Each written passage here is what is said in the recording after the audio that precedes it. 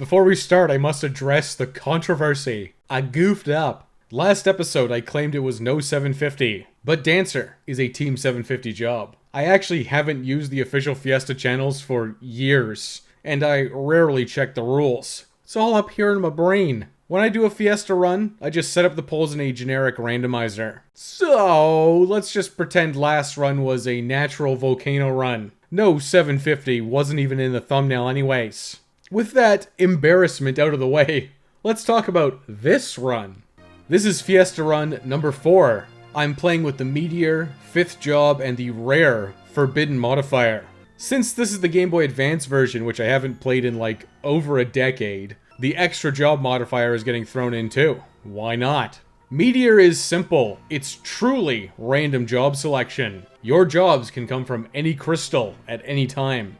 5th job complicates things a bit. You play everything exactly as normal. 1 job per crystal. Once Galoof kicks the bucket in the Forest of Moor, Cryle comes in, and she gets her own new unique job.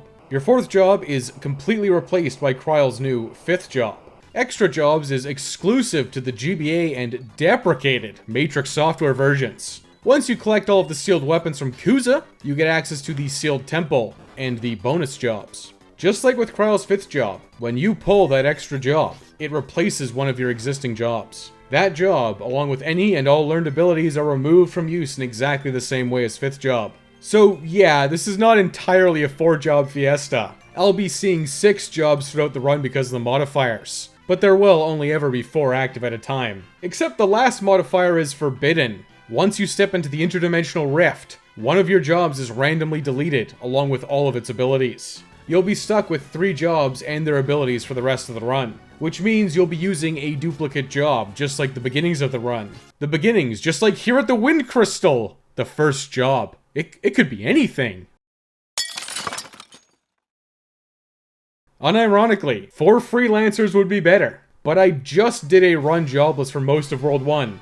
And because I'm on the Game Boy Advance version, that's right, we're gonna cheat. Every job is officially unlocked. As soon as a crystal pops, I'm getting access to whatever job is pulled. Which of course right now is Dragoon. Hey, it's my Fiesta. And the Challenge Run police don't exist. At least they haven't come knocking to my door yet. 4 Dragooners will be a blast. I only have 2 knives, and honestly, I don't even know when the first spears become available. Spoiler alert, it's Karnak, but Karnak post-explosion. I'm all smiles, baby.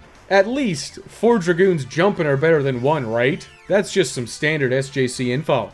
I'm doing a grind session right here in the Wind Shrine. Definitely gonna need to hedge my bets for this one. I have extremely low confidence in Dragoon and my abilities to beat Carlobos and Siren. But I have the utmost confidence Zoc is gonna sleep peep Lena and give me the canal key for my silence. I grabbed everything I could from Tool, which was mostly just shields and potions. I'm opening up the canal and Zoc did me dirty. I'm getting sucked straight into a battle with Carlobos. This is gonna be shocking, I know, but I did not use jump. Galoof was instantly feelered. Leaving paralyzed Galoof on the ground to die didn't feel right, okay? The Wind Crystal grind session let me buy a ton of potions and Tool. I'm gonna win this battle through sheer attrition. 2 of my lol drags have daggers and they're attacking. The other 2 are on potion duty. Until someone gets paralyzed. Then everybody's on potion duty. I am getting taxed unbelievably hard by tail screws. But honestly, Carlobos is never truly hard. Galoof popped him and he's down. Then Sildra's down, and I floated westward to the ship graveyard, where I am truly desperate to get my hands on some weapons. Skeletons can drop daggers, but it is a rare drop. I was born lucky. Second fight here, there's a dagger for Bartz. Then 2 fights later, I got another one for Galoof. Fully equipped with daggers, but Lena's using a slightly worse knife. It's fine. I really gotta start buying lottery tickets. Just kidding. I use up all of my good luck exclusively in video games. The Dragooners are as prepared as they could ever hope to be. Incoming the giant Siren. Now for the only thing, and I mean the only thing that Dragoons are good at. Synchronized jumping! Siren landed a silence pre-jump, but Dragoons don't care about that one. After the party landed, she protected herself, which I do care about. My already trash dagger damage is now halved. Jump, jump, and she turned undead, that's great. Dragoon's damage really is pathetic. Gonna need to get a spear pronto, or just resort to dedicated potion chuckers. Wait a second, that's always the strategy against Undead Siren. Dragoons chucked pots at Siren until she died. Just kidding. She poisoned Lena, then swapped back to human form. Synchronized jump round 3, baby. Lena's thickness crushed Siren. Seriously, those Tycoon sisters looking particularly thick and juicy in this version. I'm casually cruising out of Carwin, and by casually cruising, I mean barely getting there. Yikes, man. I rested, bought a dagger for Lena, then bronze shields and armor. I snagged the frost rod and then bought more potions, but not nearly as many as I'm gonna need. I made it to the North Mountain, fought some enemies, and immediately turned back around. It's clear that I need more potions and levels. Are Dragoons truly this terrible? There and Back Again, a novel by dinky little Dragoons. Can I actually make it to Magisa with 99 potions? Yes. Will Lena duck the dart? No, never. But jump? Landing just in time to get lit on fire. Oh well, up, and away. After round 2 of jumps, Magisa's calling in reinforcements. He's a big guy. Round 3 and Ferris crushes Magisa's head into the pavement. Forza doesn't stand much of a chance on his own, but he did get more smashes in than I'd like. Shields really did help a ton with this fight. A few rounds of jump later and Forza's crushed. I'm not even gonna heal Lena's poison, she's just gonna lick the flowers anyways. But the poison canceled out the poison, just like a ninja scroll. God, what a ninja job pull saved this run for real. But I'll never know what my next job is until I accost King Wallace about the water crystal. Climbing the Wallace Tower is uneventful, but painfully slow. Dagger jumps are just a basic attack with no bonus damage, and I'm falling asleep at the wheel waiting for my party to land. But I did finally land. At the top. Garula, please, we don't need to fight. You can just crush the crystal and I'll be on my way. Okay, the hard way it is. Level 10 Dragoons versus Garula. I'm putting all my faith in the Yoop. Just kidding. I think my salvation is very, and I mean very slowly whittling down Garula with knives. After every single hit or counter, I'm throwing a potion. 1 hit followed by 1 round of potions. Garula doesn't have that much health, does he? 1200 HP. My knives are doing 45 damage a hit. That's only what, like 27 hits? That's doable. But if I have to use 4 potions after every hit plus counter hit, that's 108 potions. Well then, that math does not check out.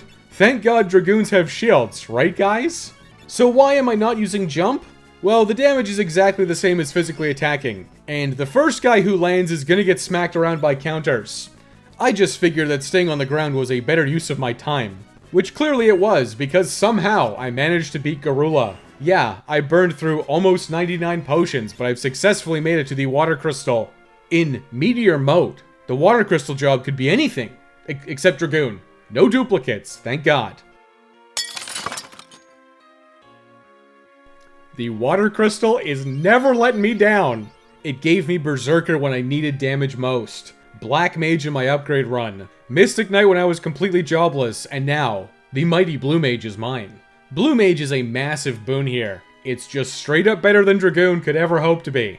Blue Mages can use shields, then they can use the much more available and better swords. That's not even getting into the wild array of situational blue magic, along with the always consistently useful blue magic. Oh, yeah, and rods. Don't forget about smashing those. Sildris helped me out of a jam, and it's time for you to do the same. I'm flying back to the Wind Shrine. I must continue my reign of terror as the Bay Area Blue Mage. I'm nailed with Goblin Punch, which is mostly what I came here for. Blues are just gonna mog Dragoon from the back row for the foreseeable future. I picked up Arrow from Moldwinds, and then went back to the Pirate's Cave for Vampire from Bats. Now I've returned to Wallace Meteor, and I'm deconstructed, shoved across the world, and reconstructed in Karnak. I tried to buy a Mithril Knife to make Dragoon not totally useless, but the Karnak Guard Squad was not having it. Fortunately, Master of Brains Sid busts me out by busting into my cell. How are we getting out of here again? Oh right, nepotism! It's not what you are, it's who you know. The Fire Crystal's demise is imminent, which spells doom for humanity. But it's one more job for me, so you know, whatever. If those Karnakians really wanted the Fire Crystal saved, they should have just handed over everything in the shops, but instead, I gotta grind for it. Thanks to Mithril Swords, I can one-shot the Nax. The Dragooner is also able to one-shot them with his Mithril Knife, somehow. During the grind, I inevitably learned question mark. Will I use it? Probably not. A quick grind session from level 10 to 14. Yeah, I kept it brief this time. I've got blue, and that Frost Rod is definitely fitting the color theme. Sid's panicking, but I know it'll be fine. Into the fire ship, where for some reason I'm triple Dragoon. This has to be a raw stats thing, but Goblin punching in the back row no doubt would have been superior. Honestly, I'm feeling a little bit like Squall. This run, man. Whatever. Down in the engine room, Queen Karnak's flinging fireballs at me. Whatever. The Gooners are waiting and chucking pots until Lena gets her turn. Frost Rod status, smashed. Bartz is then counter-cooked after Ferris flips Liquid Flame into his next form. Galoof barely lived, just kidding, blazed to death. Liquid Flame fortunately swapped back to human form, so Frost Rod number 2 takes him out. This is why I always grind to like level 19 most of the time, especially Rodless. You just need that extra HP to survive Liquid Flame.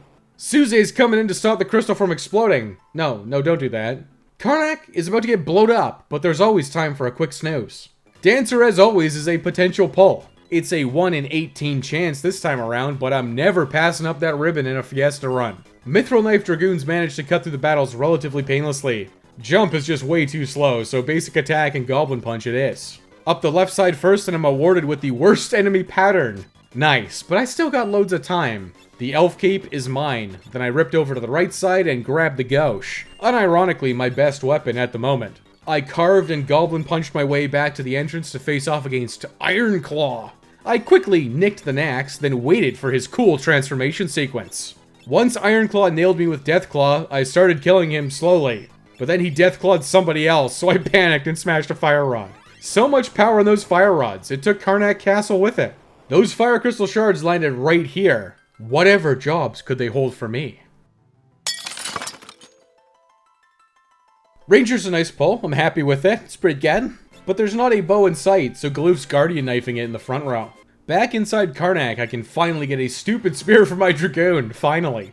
I restocked on items and made the journey south to the ancient library. Surely nothing bad will happen.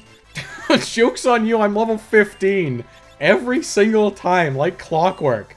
Hang on, I actually have Blue Mage and I need level 5 death. I let Lena take a dirt nap and got everyone to level 16. Then entered the Labyrinthine Library. Lena is promptly obliterated by level 5 death and then revived, while the rest of the party won the battle. Level 5 death will be useful for at least a few battles, right? Now to cheese it from everything down here, which led me to Ifrit. My entire party is jumping. Yes, it's definitely suboptimal, but the alternative is rod smashing, okay? What do you want from me? Oh my god, even with a spear, the damage is still downright terrible. But it's enough for my party to take down Ifrit. Barely. Hey, Galoof learned animals. I guess he's my healer now. Lena's revived again and she seethes in jealousy. I'm headed down to the basement for Byblos, but not before the longest book battle of my life. At the very least, I learned Moon Flute, but that was seriously like 8 pages back to back. Back to Byblos in the basement. All I need to do to win is land a single Deathclaw and we're out of here. Galoof spamming animals, praying for Nightingale to heal my team. The Dragoons are sitting tight. The third cast of Deathclaw connects, and then Ferris finishes off Byblos with a single swing. You'll love to see it. Mid's on the way back to Karnak, but I have some other business to attend to. Bartz has been a lowly Dragooner for an extended period of time, but he has learned Dragon Lance. Turns out this is basically equivalent to a regular sword swing, but it steals HP and MP. It's fine. But my real plan was to enter the desert to face off against the Dorm Chimera. Instantly Aqua Breathed. I'm not going to take any chances here, I'm just busting a Flame Rod right away and getting out of here. Aqua Breath acquired. I've returned to Karnak's pub to witness a tender family bonding moment between Sid and Mid, which leads to them fixing the fire ship, and me taking it. With the fire ship, I went straight down to Jack Hole. I sold off many wares and picked up a trident, then left to head to Black Flame Island to psych! I actually went straight to Crescent this time, where I promptly sunk the fire ship. Then I picked up a Thunderbow for Lena, who's looking especially thick in that ranger outfit. Then I headed south, snagged the Black Chocobo, and returned to Sid and Mid in the ancient library. I'm drawn to the desert, just like the Thumper draws the Sandworm. To me! The lore of Dune feels the full force of Aqua Breath.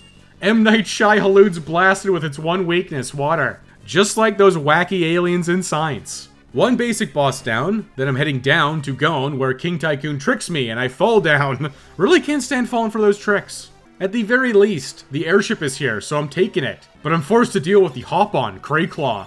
Ferris is yooping with that Jackal Trident, and Lena's taking aim with her Thunderbow. Crayclaw's really getting zapped. The boys in blue failed to land a Deathclaw. That was embarrassing. Krayklaw's defeated and I'm back in the sky. I raise the Ronk ruins, then return to the catapult, only to find that I need to return to Tycoon. Brain boys, more like back and forth boys. Taking the adamantite from the adamantoise? No problem, bucko. One level 5 death later and I'm back in the catapult. Again. I could tackle the soul cannon, but it's time to get while the getting's good. I have finally headed to Black Flame Island for an extended grind session. Aqua Breath one-shots the 5 black flames. This is definitely MP intensive, but I can just fly back to Crescent and use the N. Or spam Tense, which is what I usually do. Hey, time is money. Blue Magic's actually a very quick and easy ability to learn, so I ended up getting it on every party member here. Blue Secondary is a very solid choice most of the time. I also got to level 25, and then returned to Jackal to pick up more gear and items with my newly filled war chest. Ninja suits and green berets across the board, then some coral swords. Everybody's thundered up as I fly into the sky. Those machines don't know what's about to hit them. Set 1 were flame cannons that were promptly destroyed by thunderbows, coral swords, and a Yumpen trident. Flamethrower blue magic acquired. The rocket launchers suffer the same fate, but it was a little dicier thanks to confusion. At least the libraries got free super gulps every day. Set 3 was more rocket launchers, but this time I learned missile. The last set was uneventful, and here's the soul cannon. Blue Mage really proven its value here. Level 5 death instantly knocks out the side launchers. At least once I got a turn. Lena and Ferris were olded. Unfortunate. Oh well, jump! Coral swords and aimed bolt bow. Lena swapped to animals, her one character trait. She eventually landed a Nightingale, healing everyone just before that first wave cannon came out. That's right, the first wave cannon, because even with lots of lightning damage, my output is so low that this is just going really slowly. Thank God Ferris landed just in time to eat wave cannon number 2. God, Dragoons are terrible. Bartz, however, got the memo. He was healed by Nightingale before he left the battle with Jump. When he returned, he finished off the soul cannon. A pre-ruins heal from the library and I'm met with a horrible realization. White Wind and Thousand Needles are off the table without control. Bro, those are like 2 of the best blue magic spells. I did actually snag Era because somehow I did not manage to pick it up in Karnak. Newly acquired Flamethrower is economical dungeoneering, as is spamming animals and praying for Nightingale heals. I actually picked up the secret treasure chests, and all I can use is the ancient sword on someone who's not going to attack, and a power armlet, which is fine. I'm thinking this battle with Archeoavis might be a little dicey, but I'll just be brave and go in. Oh god, not the bees! Flamethrower connects, and Goblin Punch is doing nothing. Perfect. Flamethrower on everybody it is. Lena's just here throwing out all of her animal friends, and praying for Nightingale for the party heal. Galoof's doing it too, and sometimes flamethrowering. My party has stabilized, but Flamethrower is now getting absorbed. Alright, low damage Goblin Punches it is. Just in time too, because Ferris got blinded. Why would I ever use spears in this game? Lena and Galoof are absolutely crushing it with all of these Nightingales. Seriously, I don't think I've ever been this lucky with animals. The team's nice and healthy, and Archeoavis just lost its final form. Second to last final. But 1 level 5 death and it's all over. Not even worried about that Maelstrom, he said, sweating profusely. Into the Crystal Chamber where I get my 4th and final job. Just kidding, this is 4 of 6, baby, because we're rolling 5th job and extra jobs. But whatever could this one be? A pre-peaked Red Mage. Oh well. Protecting Kira alone will be worth the party slot, I'm sure. But you know what the best part of rolling Red Mage right here is? Kryle's 5th job is just gonna replace it. I get to use the benefits of red magic right now and ditch it once it becomes truly useless at the end of Galoof's world. Which, speaking of, where'd those 2 go? I gotta find them. First things first, I'm buying all of the spells in Karnak, even if they are only temporary. Then I went to Istory, sold all of my treasures and bought exactly 1 flame ring. I also hedged my bets because Kryle could get Bard as job 5. I snagged Romeo's ballad and left. Oh my god, just let me get on the catapult, okay? Easily the worst part of the SNES and GBA versions, having to land on the exact tile. I've tracked down the Brain Lords. Now the world tour begins. Waltz is up first, but I took a detour to the castle. With Red Mage's magical healing, I managed to plunder the Elf Cape from the basement, which is very useful for actually escaping the basement. Now for the bomb squad at the Meteor. They're easily extinguished with Aqua Breath. Lena refuses to give up her animals, so she's waiting patiently with her Nightingales. Next on the chopping block is Karnak's Squatter Extraordinaire Titan. With animals throwing out Nightingale and Cura's on demand, I can outlast Titan forever. But I just roasted him with Fire 2s and Flamethrowers until he left of his own volition. Now for the Chimera Brain at Gone. The only brains he'll be having are in his dreams, or in heaven or something. Listen, I just destroyed him easily with missiles and flamethrowers. Bart's world is officially complete. I can jump into that meteor convergence hole at any time. But first, I've returned to Black Flame Island to grind, just for like 20 minutes. I need to stock up on consumables and hedge my bets against the horrors of Galoof's world, which I am entering now via magical meteor hole. Visions of the man in the domino mask using Dragonlance to defeat the samurai man. Then I'm just instantly outside a big castle and Galoof's here, in the party. Must be some Jiku magic at play. But what would I know about any of that? These fiestas have been totally time ageless. The big bridge battle bonanza is pretty uneventful. Lena's shooting her bow, and then there's Aqua Breaths and Fire 2s all over the place. The Dragoon is also here. Samurai Man's hiding behind the supply closet. Supplies! I attempted a Dark Spark, and it failed. Back to standard strategies. Aqua Breath, Flamethrower, Dragonlance, aimed shots, and Ferris failing to land a silence. Her one job. Lena did take some damage, and wow, look at that. Vampire actually did something. Yeah, Ferris failed to silence Gilgamesh. No silence means Gilgamesh got his buffs off in phase 2. Red Mage's Cure 2 is definitely proving valuable here. It's keeping the party nice and healthy. Red Mage may suck, but right now, it's all good, baby. Bart's ran out of MP by spamming Aqua Breath. Quick, Goblin Punch? Are you serious? 1728 damage. Alright, so I guess Gilgamesh is level 28 for all you at home. Could've just given Gilgamesh the old yes ma'am kablam a few times and moved on with my life. Barrier Blasted to Regol. Red Mage peaked ages ago, so all of these spells are worthless. I will be snagging a couple of Sleep Blades, a Wind Spear, and the Dark Bow, along with a few gold shields. And you can't forget about those high potions. I'm taking as many of those as I can get before spooking that Moogle, and he ran straight into a sinkhole. Lena's looking real angry. Gotta help that Moogle out. Aqua Rake continues to rake away those aquatic enemies' life points. It's all smooth sailing until the Tyrannosaur at the end. He's getting the classic Phoenix Down treatment. Lena then embraces her ranger nature to gain the Moogle's trust, and I'm invited to his village.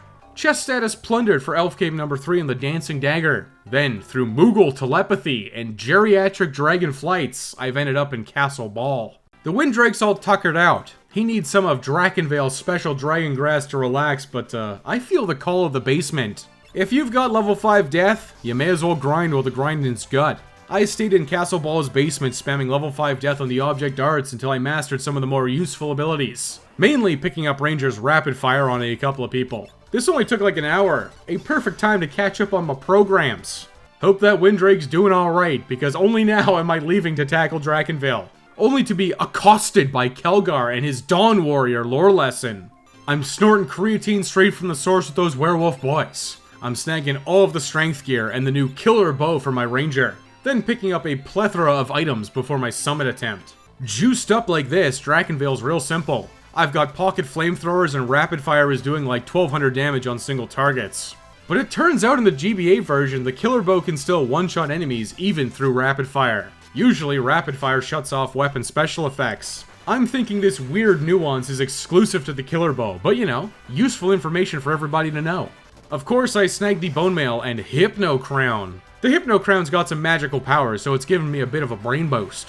The rest of Drakenvale's easy mountaineering all the way to the summit. When will those Tycoon sisters learn? The Dragon Flowers are getting cut down by Bart's and Gloof's rapid fire. Then Lena and Ferris are spamming Missile to chunk the Dragon Pod itself. A few more rapid fires and an Aqua Breath finished it off. Cut and rolled Dragon Grass acquired. If only I could use missiles to do all of my yard work. My allergies are seriously acting up this year. Might actually need to take some meds. Alright, the Windrake needs its prescription meds too. Cry'll tell. Okay, Lena, that one was self-inflicted. But miraculously, everyone is now fine. Except for Sage Guido, he's sunk. No trips to Sergei Castle this time. I'm straight to the source. Captain Zaza, former Dawn Warrior and current King/Fleet Commander. Let's hope he doesn't crumple under the pressure because we're under attack.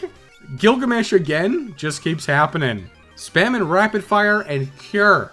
I knew I shouldn't have put that Bone Mail on. Aqua Breath connects and Enkidu immediately shows up. That was fast. Rapid fire followed by a couple of surface-to-air missiles, then Bart's instantly killed them both with the killer bow. Okay, moving on. Directly into Zaza's sub and slamming into the barrier tower at ramming speed.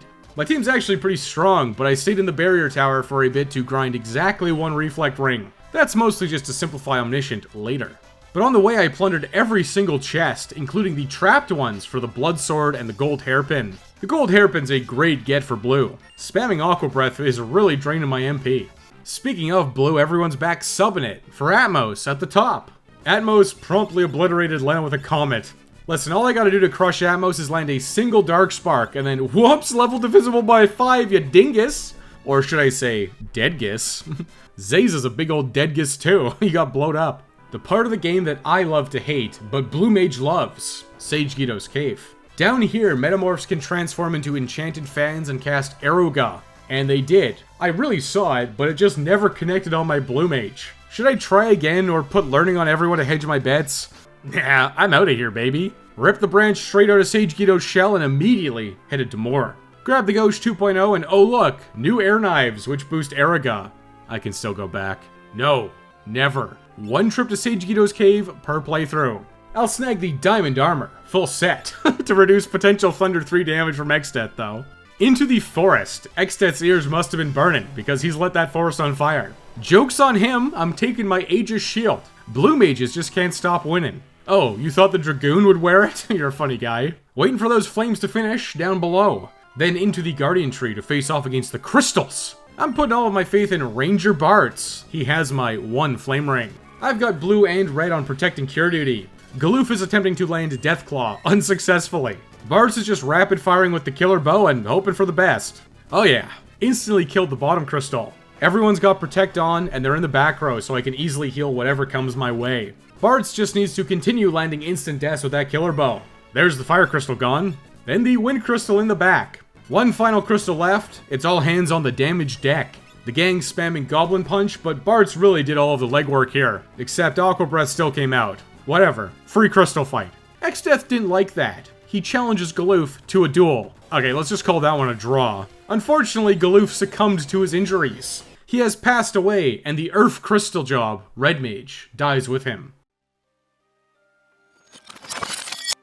No more black and white magic for me. What a shame. Kryl is now in the party, and she gets her own 5th job, which could be like one of 15 different jobs.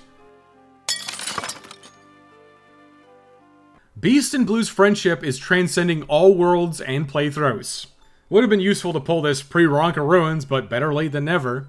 The question is, how can I use Beastmaster to capitalize on blue magic spells? There's gotta be some way to learn the good ones that I missed in Bartz's world. I will peruse the blue magic learning lists as I grind control in Castle Ball's basement.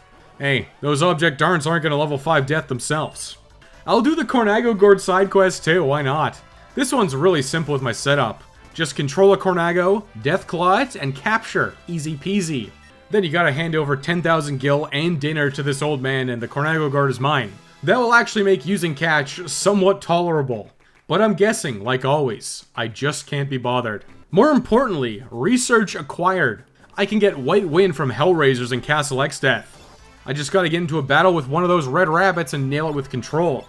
That's immediately fixed my potential healing problems. I've lost Cure 2 and Protect, but Beast let me acquire White Wind. And you know that later on I'm getting Big Guard. Galoof's dragging Kelgar to the afterlife to hang out with the rest of the Dawn Warriors. That's also I can get into the meat of the castle. Like literal meat. It's made of meat. Magic Dragons. Time to learn level 2 old. I'll just control it and I can't target my own guys. Okay, well, waiting it is. Or not, whatever, let's just go. Air knifing and the killer bow with rapid fire is pretty economical dungeoneering. Kryl's using a chain whip so she can sit in the back row too. Blue's back to spamming spells and Dragon Lance. Shocking. I'm picking up the Ice Shield for my lowly Dragooner, and as for the rest of the spoils, can't really use much except for the Hayate bow, which can randomly do rapid fire. But I already have rapid fire on demand. At least the damage is slightly higher. On the way through the castle, I did manage to catch a yellow dragon. That's an Exdeath chunker right there. 25% HP, that's like 8,000 damage. Then I looted the Partisan, also for my Dragooner, followed by the Excalibur after I beat Gilgamesh into submission. Instant tiny on my best damage dealer. Alright then, bonk 'em. Bartz and Kryl are just rapid firing away while everyone else just kinda does nothing. Was skipping Eruga a huge blunder? Yes it was. But I'm not going back, Chief. After I get my Lexin, Gilgamesh transforms. The Excalibur is mine, along with the Blue Magic, Pawn's Chorus, Tiny Song, and Time Slip. Time to take on Exdeath. Brace yourselves because it's a self-defense situation. Bartz is immediately rapid firing. Nothing beats that. Lena's turn, and I look at my blue magic list, realizing I missed everything remotely useful here. No level 3 flare, no level 2 old, Aeroga, not a chance. They're all shockingly absent. Goblin Punch it is. Kryle's whipping it good 4 times a turn. Ferris is using Dragon Lance in between White Wind spam to maintain her MP. Never thought I'd see that synergy. White Wind really is saving the team though. Earthshaker almost kills me, but Lena and Ferris are here spamming White Wind every single turn. Kryle has succumbed to doom. I revived her, but there's a zombie breath. Did old Wesley actually buy holy waters this time? You are a funny guy. I'm in a bit of a pickle here, but somehow I got X-Death into his final bracket. Vacuum Wave is blocked into Firaga on Bartz, the one guy with the flame ring. Come on Bartz, just keep up those 1200 damage rapid fires and we're good to go. Zombie Kryle has been paralyzed for half this fight, but she's eaten spells. What a trooper. Unfortunately, Bartz bit it, and now Kryle is unparalyzed to rain terror on my team. Perfect. She really is raining terror, because she paralyzed freshly revived Bartz. I had to chuck an elixir to keep him up. God, that yellow dragon release would have been good right about now. Why did he have to zombify Kryle of all people? Why didn't I buy 1 holy water? I've tried to do most of this run rodless, but I'm on the precipice. The cusp of glorious victory or crushing defeat. Ferris is resorting to a Flame Rod smash. Then a Thunder Rod. Bartz 80 Vacuum Wave and Thunder 3. Diamond Armor. Full set. We're saving the day for real. Another Rapid Fire and X-Death still isn't dead yet. Kryle paralyzed Bartz again. Rod number 3. Couple of whiffs from X-Death. Rod number 4 and he's finally dead. Really should have just picked up Aeroga. Do not make the same mistakes I did. Air Knife Aeroga would have been at least 1500 damage, probably closer to 2000, instead of a pathetic 400 damage Goblin Punch. Regardless, I have defeated X-Death and returned to Tycoon Castle in Bartz's world. Does Castle X-Death really overlap with Tycoon on the map? I'm not gonna check, but I am gonna check out the lovely Princess Salsa in her summer dress. Big Head bonking into, hang on. Oh, thank God. Kryle's zombie status was cured post X-Death. That could have been a serious problem. Back on topic for Boko recruitment, and I'm facing off against the Antlion in a hole. Double rapid fire wrecked the Antlion, even though he wrecked my level by spamming Discord constantly. I have now been rescued by a mysterious woman in a domino mask. Oh, it was Ferris. X-Death reveals he was just pretending to be dead, then fights Sage Guido. Is okay, not really worth the pay-per-view. The tablets. Do I really need them? There's really nothing I need for any of my jobs, except I chose extra jobs, so you know. I have to do them. I mean, I don't actually have to, but made up my mind, I'm getting them. I have to get this first one, but first, I'm running over to Moore for the chicken knife. Checking the damage and 44. It's been a lot worse, but I'm 83 attack power short, and I don't know if I want to run from twice that many battles. Oh, and I bought some stupid holy waters while in Moore. One day I'll learn that all I need to do is buy a handful in Regol, and forget about them. Into the pyramid where if I wanted to win the gargoyle fight brainlessly, I should have just spammed Aqua Breath, but I foolishly just started spamming Rapid Fire. Bartz and Kryle somehow distributed their damage that the last Rapid Fire killed them both at exactly the same time. Inside the pyramid, in retrospect, I probably could have controlled Lamia Queens for 1,000 needles, but my mind is on the singular pyramid treasure chest that I care about, Ice Shield number 2. Now for the main objective.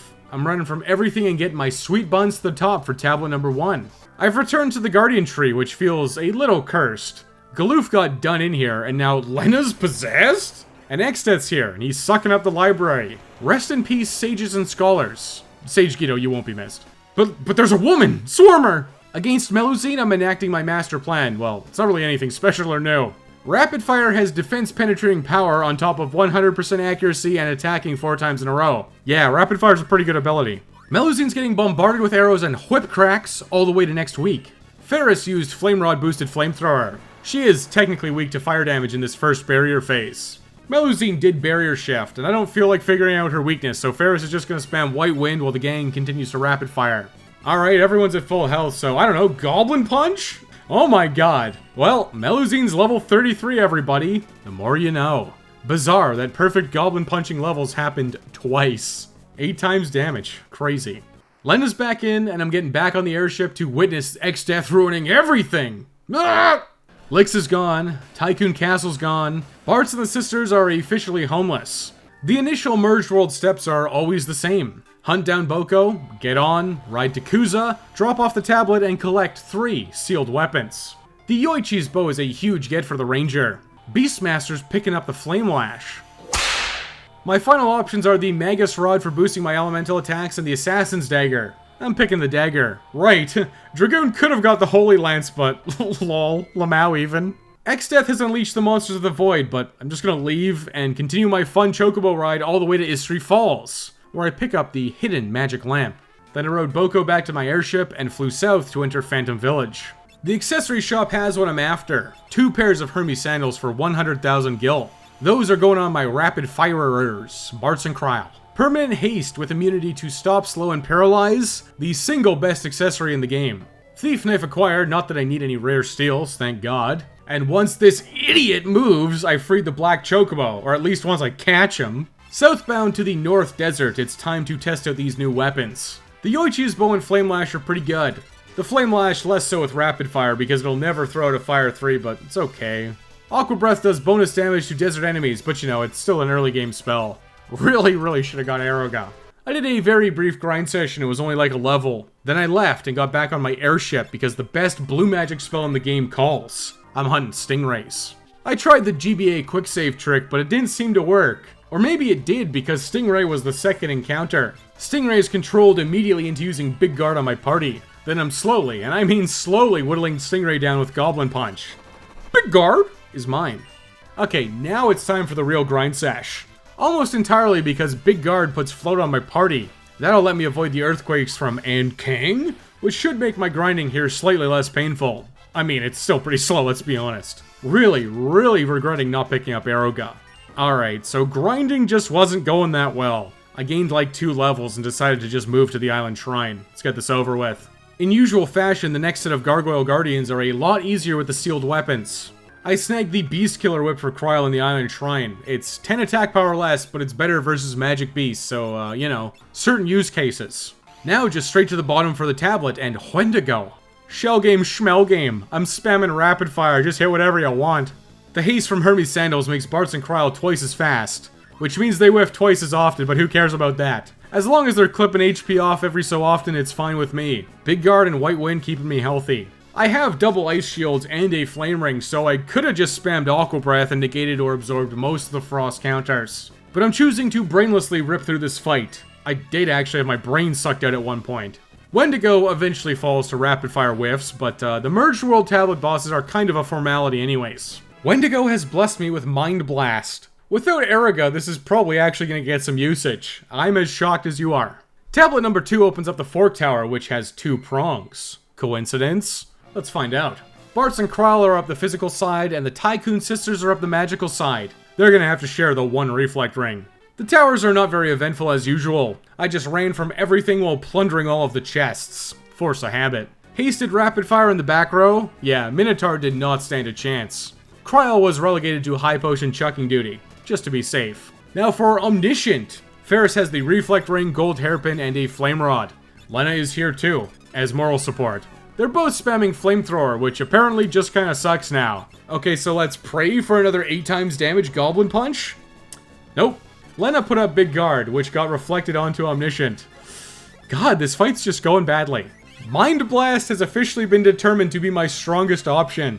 It's getting spammed. Lena's Goblin Punch is slightly stronger with her Assassin's Dagger, though. Turns out Omniscient is susceptible to Paralyze because he's really just not taken that many actions at all. This was a very long battle thanks to Regen and, Shell, my bad. Eventually, Big Brain Boy's head was completely drained. He didn't even use Flare as a final attack. Paralysis, who knew? There's another set of Big Brain Boys that I need to visit. Into the Catapult and sit in mid upgrade my airship into a submarine airship. I'm sure my gas mileage just tanked.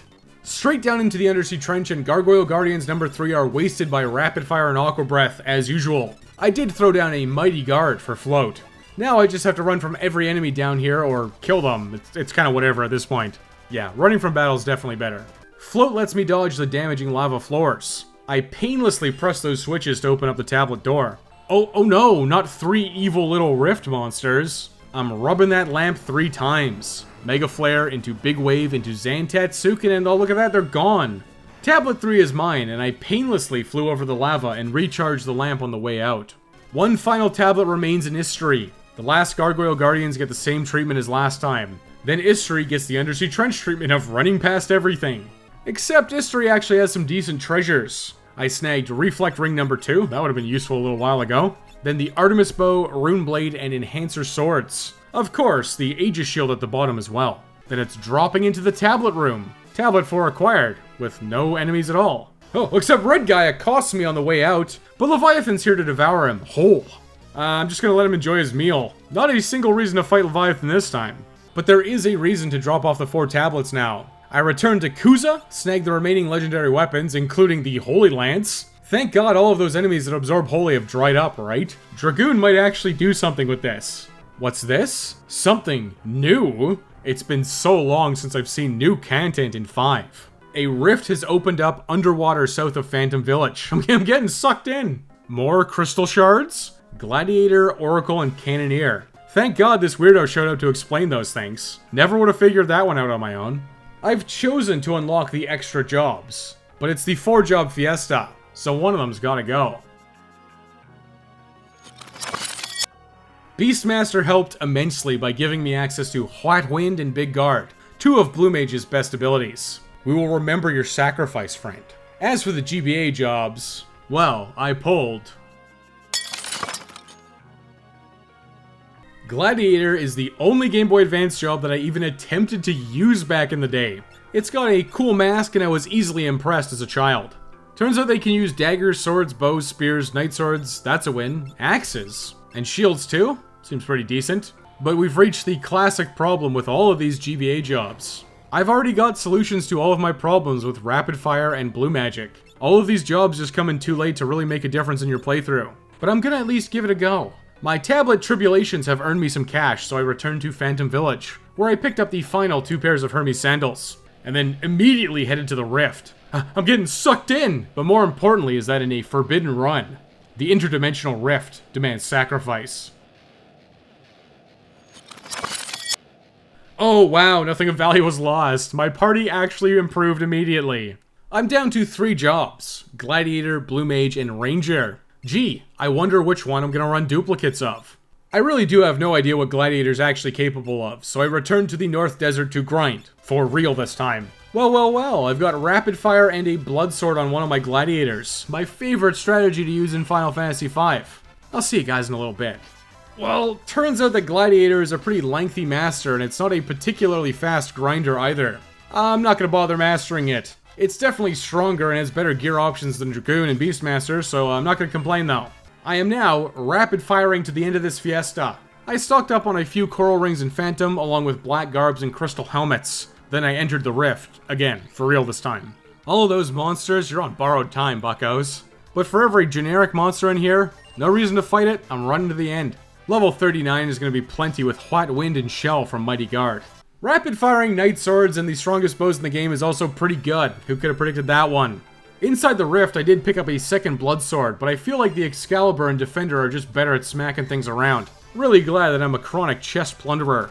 My Blue Mage is just going to be my healer, spamming White Wind all the time. In the forest, I snagged a second Enhancer and then entered the Tree Hole to face off against Califasteri. It's finally time. Let's see what Finisher actually does. Critical hit.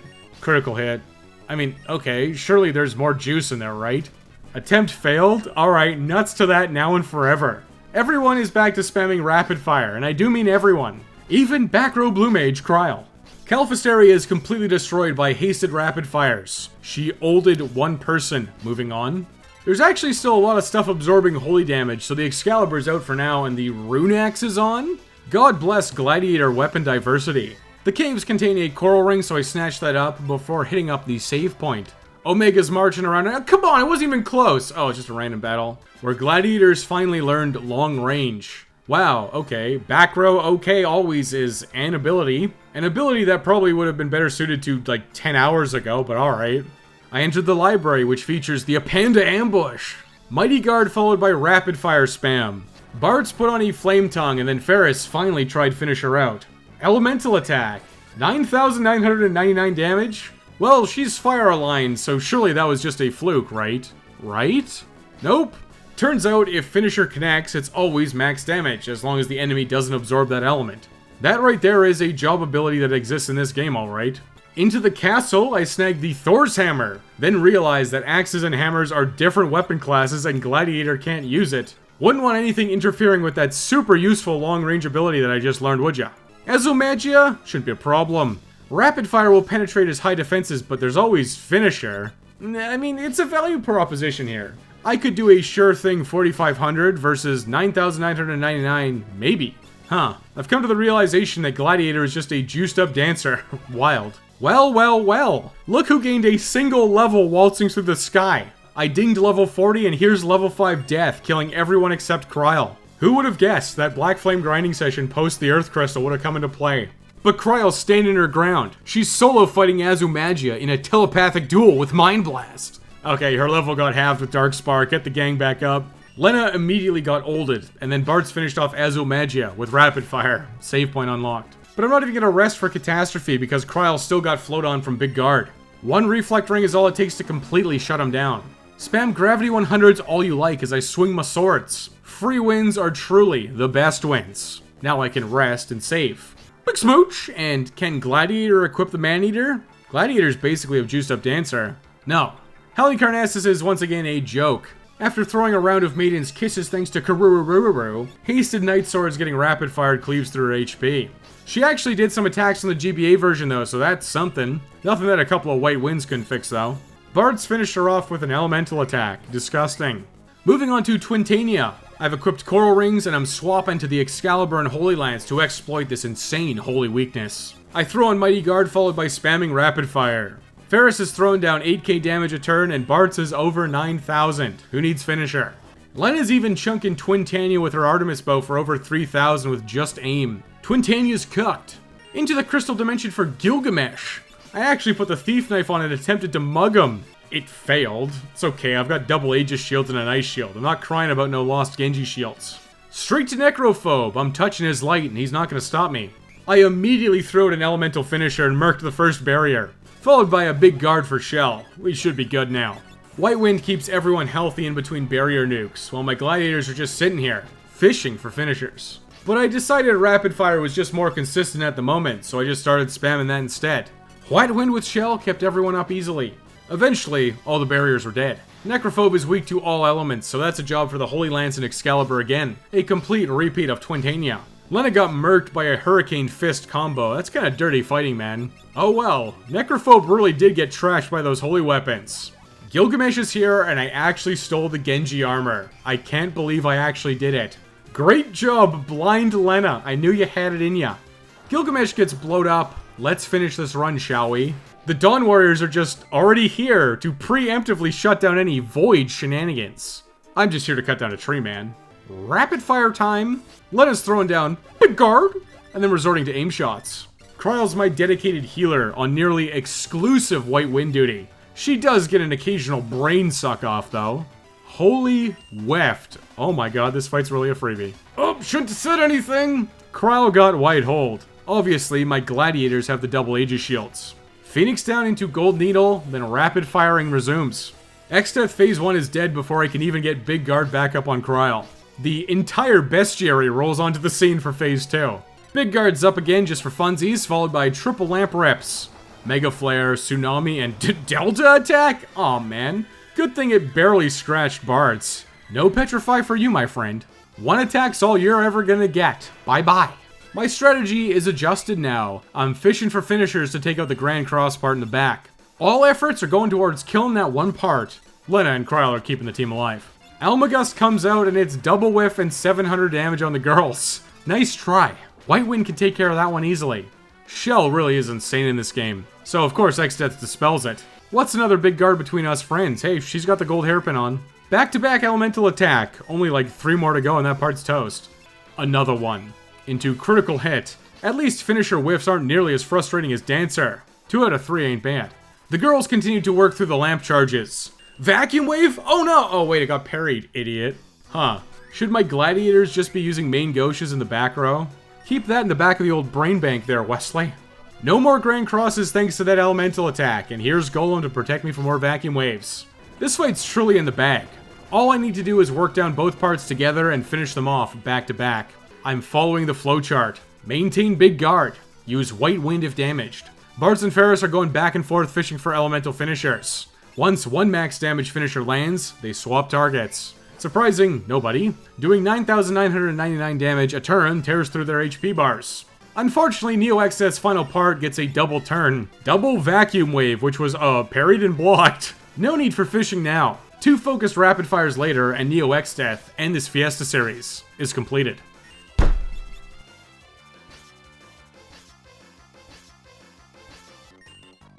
The 4th Fiesta using Meteor, with 5th job, extra jobs, and the forbidden modifiers was completed in 16 hours, 15 minutes, and 20 seconds. Pretty par for the course for most casual runs, especially if you're doing all 4 tablets. Meteor's true randomness is probably the best of the job waiting modifiers. I did Typhoon and Volcano, but there's a few others like Geyser and Sirocco. But they're really just not something that gets my noggin jogging.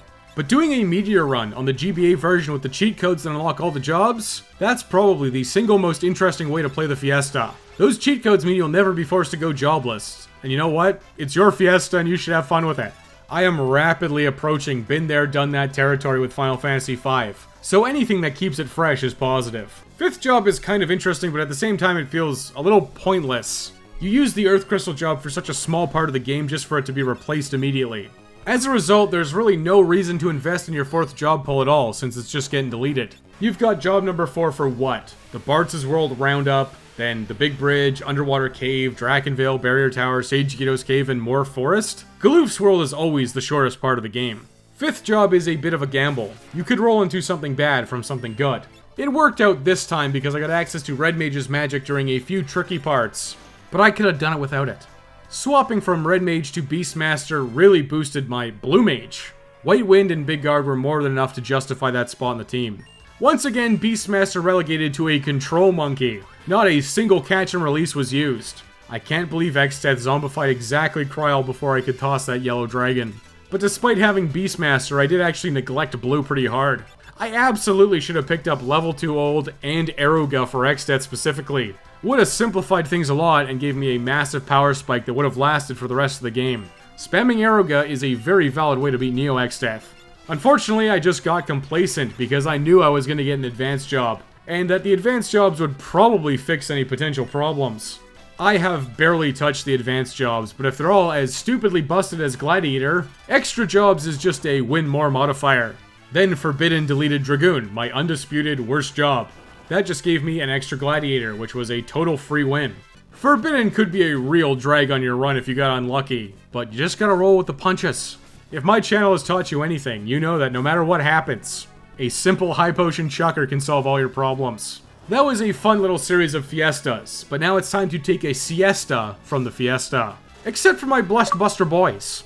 You guys are getting one more Meteor Fiesta on the GBA version. Coming soon to Premium Buster, which you could join if you were so inclined for some exclusive Backlog Buster videos. You can view those by becoming a channel member here on YouTube or by checking out the Patreon. Premium Buster number 1's Berserker only on the Super Nintendo is now free across the board, but episodes 2 and 3 of Premium Buster are free member offers on Patreon if you want an extended sample. Just sign up as a free member and wait for the email. Thanks for watching, and I'll see you all in the next video. Whatever that may be. It's definitely not 5 though. We'll see you later.